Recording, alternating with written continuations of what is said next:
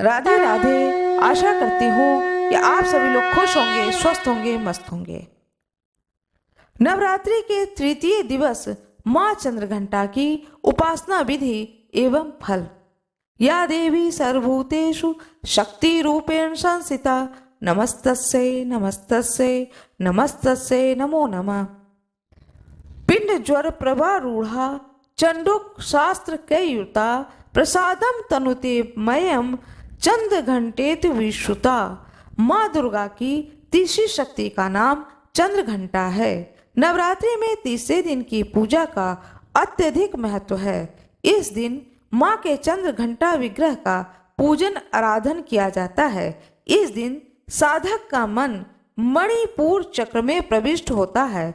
माँ चंद्रघंटा की कृपा से अलौकिक वस्तुओं के दर्शन होते हैं, दिव्य सुगंधियों का अनुभव होता है तथा विविध प्रकार की दिव्य ध्वनियां सुनाई देती हैं। ये क्षण साधक के लिए अत्यंत सावधान रहने के होते हैं। माँ का यह स्वरूप परम शांतिदायक और कल्याणकारी है।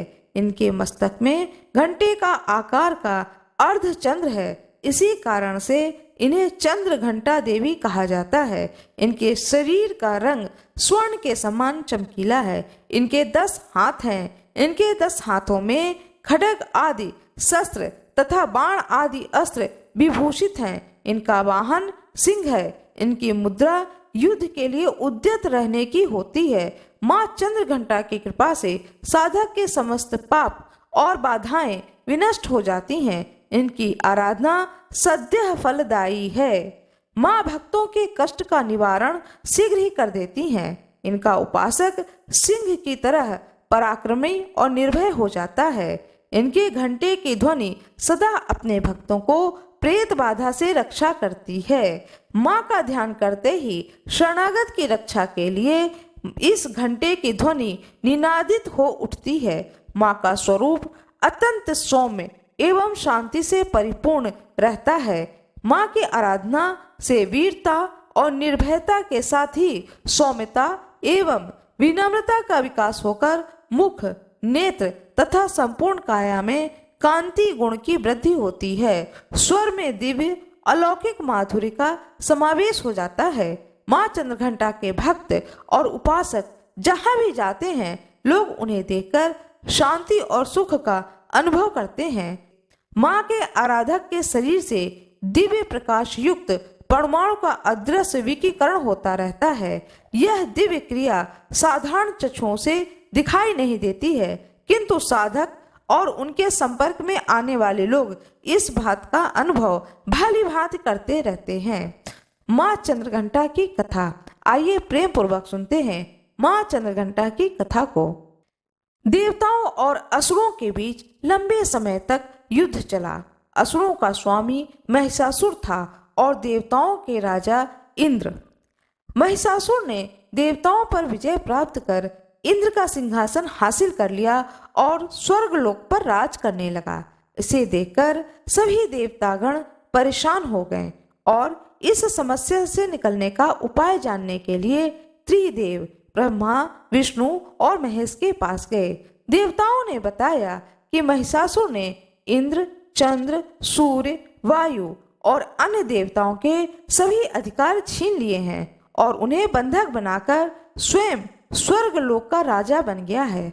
देवताओं ने बताया कि महिषासुर के अत्याचार के कारण अब देवता पृथ्वी पर विचरण कर रहे हैं और स्वर्ग में उनके लिए कोई स्थान नहीं है। यह सुनकर के ब्रह्मा, विष्णु और भगवान शंकर को अत्यधिक क्रोध आया। क्रोध के कारण तीनों के मुख से ऊर्जा उत्पन्न हुई। देवगणों के शरीर से निकली ऊर्जा भी उस ऊर्जा से जाकर मिल गई।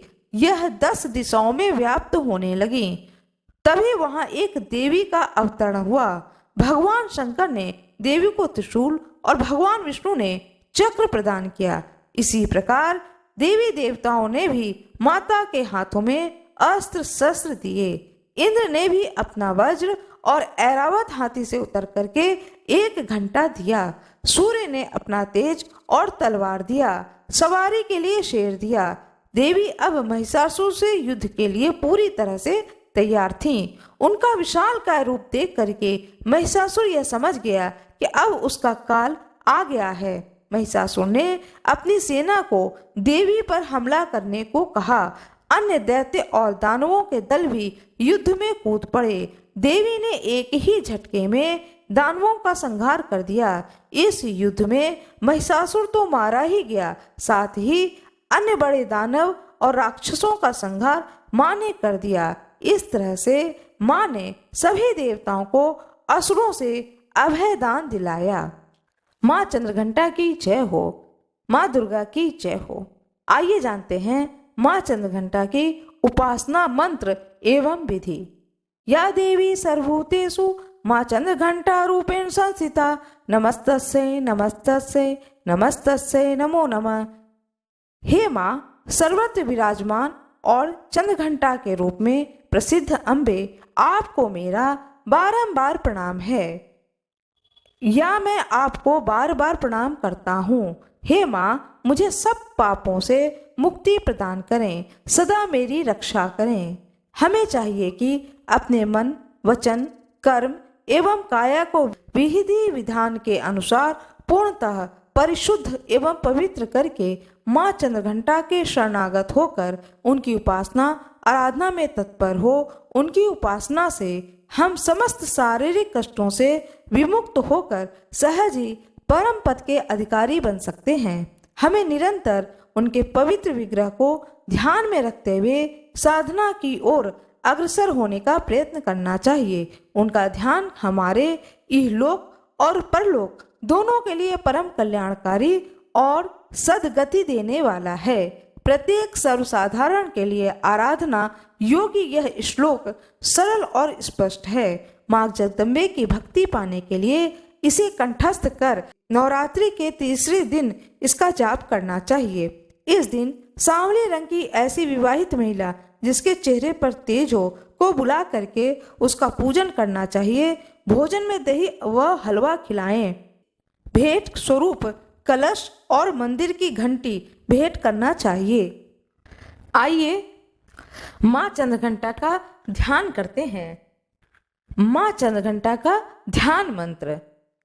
वंदिते वांछितम लाभाय चंद्रार्धकृत शेखरम सिंह आरूढ़ चंद्रघंटाम यशस्विनीम मणिपुर स्थिताम तृतीयम दुर्गा त्रिनेत्राम खड्ग गदा त्रिशूल चाप शर पदम कमंडलु माला वराभीतिकराम पटांबर परिधानम मुहिहास्या नानालंकार भूषिताम मंजीर हार केयूर किंकणीन रत्कुंडलम मंडिताम प्रफुल्ल वंदनाम विवाधारा कांतम कपोलम तुंकुचाम कमनीयम लावण्यम क्षीण कटिम नितंबनीम।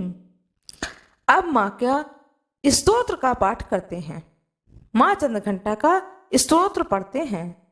आप दुग्धा धारणी त्वहि आद्या शक्ति शुभ पराम अणिनाम सिद्धिदात्री चंद्रघंटाम प्रणाम्यम चंद्रमुखी इष्टधात्री इष्ट मंत्रम स्वरूपिणीम धनदात्री आनंददात्री चंद्रघंटे प्रणाम्यम नाना रूप धारणी इच्छानयी एष ऐश्वर्यदायिनीम सौभाग्य आरोग्यदायिनी चंद्रघंटा प्रणाम्यम। माँ चंद्रघंटा का कवच। आइए पढ़ते हैं माँ चंद्रघंटा का कवच।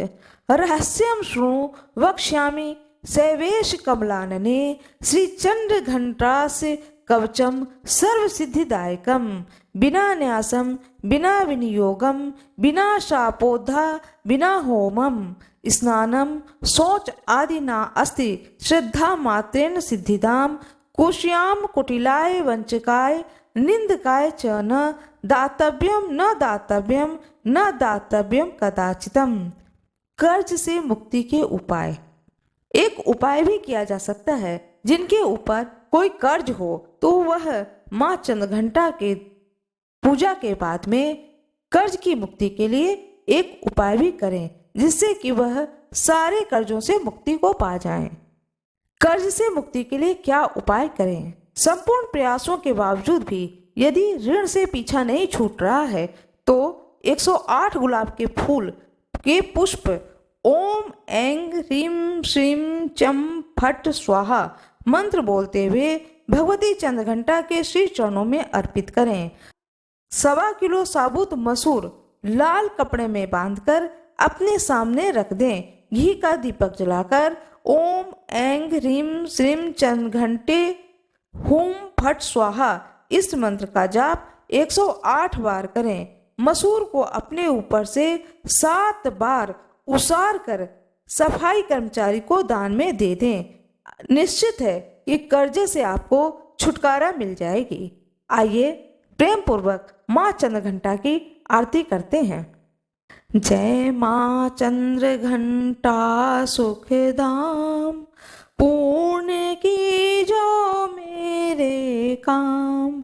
चंद्र समाज तू शीतल दाती, चंद्र तेज किरणों में समाती। क्रोध को शांत बनाने वाली, मीठे बोल सिखाने वाली। मन की मालक मन भाती हो, चंद्रघंटा तुम वरदाती हो। सुंदर भाव को लाने वाली, हर संकट में बचाने वाली। हर बुधवार को तुझे ध्याए, श्रद्धा सहित तू विनय सुनाए। मूर्ति चंद्र आकार बनाए, शीस झुका कहे मन की बाता। पूर्ण आस करो जगत दाता, कांचीपुरी स्थान तुम्हारा। कर्नाटका में मान तुम्हारा, नाम तेरा रटूं महारानी। भक्त की रक्षा करो भवानी, भक्त की रक्षा करो भवानी। माँ चंद्रघंटा की जय हो, माँ गौरा की जय हो, सभी ऋषियों की जय हो, सभी देवताओं की जय हो, सभी दृश्य ऋषियों की जय हो, सभी अदृश्य ऋषियों की जय हो। कृपया कमेंट बॉक्स में जय माता दी अवश्य ही लिख दीजिएगा। आशा करती हूँ कि आप लोगों को यह कथा बहुत ही अच्छी लगी होगी। आप लोगों को यह कथा अच्छी लगी हो तो कृपया वीडियो को लाइक करिएगा, चैनल को सब्सक्राइब करिएगा, बेल आइकन दबाना ना भूलिएगा। आप लोगों का बहुत बहुत धन्यवाद।